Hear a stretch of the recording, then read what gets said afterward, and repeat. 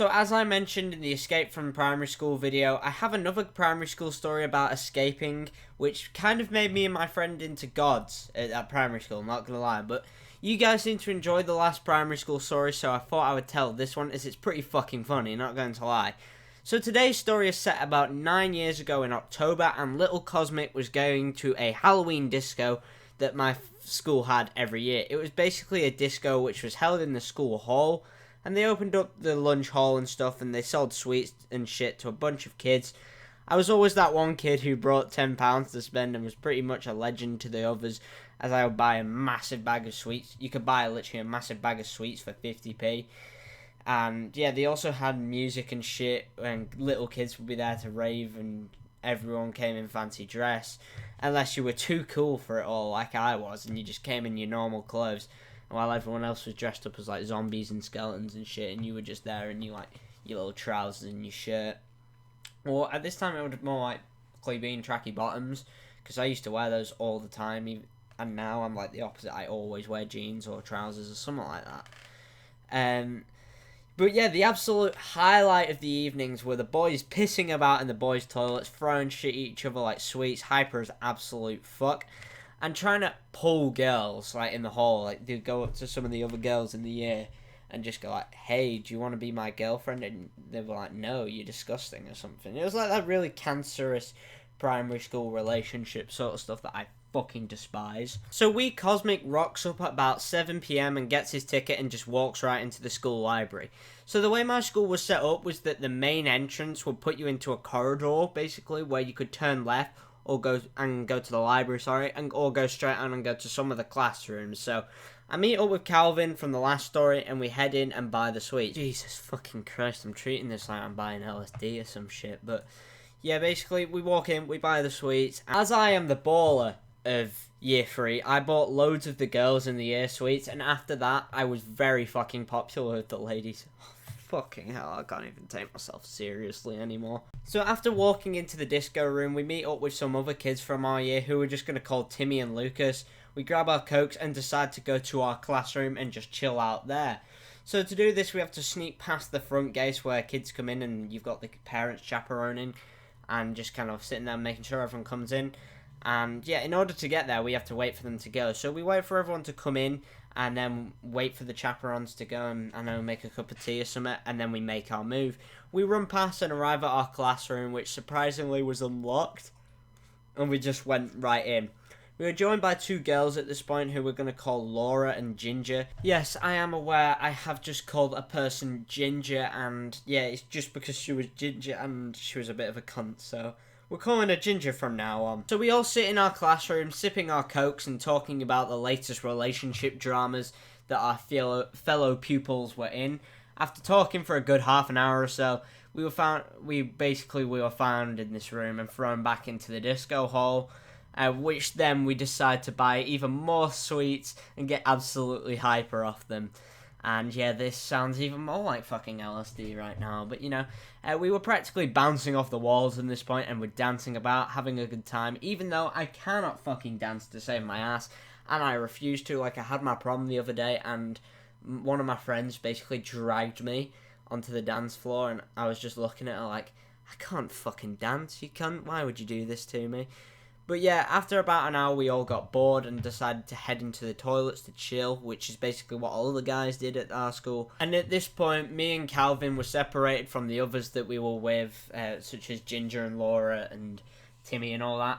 And they go to speak to Mark from the last story, who's just kind of dancing around. So me and Calvin are stood alone in the bathroom and start talking about how we think this is kind of a shit disco. And we want to run about in the car park or on the field as it is late at night. And we want to go and see if we can spot a UFO. Now, before you think I'm a complete and utter retard for saying that, I'm going to explain why. So I was a gullible 7-year-old kid. I'm going to be honest, I believe fucking anything. I saw a fucking Alien vs. Predator trailer and I thought that shit was real, so just don't blame me for this. But some kid had told us that on the night of the Halloween disco, which was about a week or so before Halloween, that UFOs like to fly about and monitor people. And since we were gullible 7 and 6-year-olds, we fucking believed him, which was retarded. So we devised a plan to escape from the bathroom and go onto the field and look for these aliens and UFOs, which was kind of a little bit of an obsession of ours, which... So to do this, there was a window in the boys' toilets which can be opened with relative ease, and there's a ledge on it so you can sit. And a lot of time at break we would just sit on this ledge, but we also now could use this as a way to kind of like lower ourselves down out of the window, because as I said, it's about 4 feet off the ground, and we're in year 3, so we are literally about maybe top end of 3 feet, bottom end of 4 foot tall, so it's basically around head height for us, like the top of our heads, and that's going to be hard for us to get up there. So what we do is we stand on the edge of the urinal and push ourselves up onto the windowsill. Calvin goes first, and he gets on the window ledge and jumps off into the night. He completely disappears at this point, as I know he's like stood like maybe a yard away from me, but you just can't see him because it's so dark. I then get out onto the window ledge and get ready to jump off.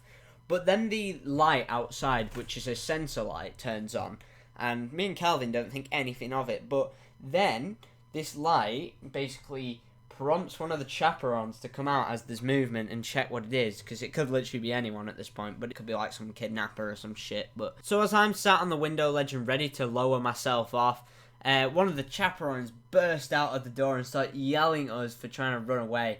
Calvin is basically taking the full force of the yelling while I'm kind of just like supporting myself on the window, and I'm like, guys, help. But yeah, I'm kind of just sat there unable to move as I'm supporting my entire body weight. I jump down onto the ground, and me and Calvin are basically dragged back into the school, and we are then sent to the head teacher, who basically tells us not to do it again. They also kind of told us that what we were doing was very dangerous, as we could be kidnapped and never seen again. And yeah, they did actually say that to us, to 7 and 6-year-old, which scared us shitless, to be honest. So we never left the building for the rest of the night, which, as you can probably tell, is quite understandable. So after that, every assembly before the Halloween disco, and even before the summer disco, which was kind of introduced that year, in June, they basically told us before each and every disco, no climbing out of the boys' toilet window, while giving me and Calvin a very dirty look, which kind of prompted the whole school to look at us. So from that day on, we became legends at the school, and kind of everybody knew about us because we tried to climb out the fucking window, and it was like, yo, you guys are the guys that tried to climb out the boys' toilet windows on the Halloween disco one year, and I'm like, yep, that was us. And this kind of goes on to this day, this whole don't climb out the boys' toilet window thing in my school assemblies, because I still know people that go to that school. My brother went there for, as he's 3 years younger than me, he was there 3 years longer. He was in year 3 when I left, and yeah, my brother knows people who still go there, and they all say that, and even some of the teachers, because one of my best friends, his mum is a teacher at that school, and even she says that they still talk about us in assembly, which is kind of cool that we've made our mark on that school, and that even to this day the head teacher still says that exact same comment, no jumping outside the boys' toilet window, which that just kind of makes me happy, you know.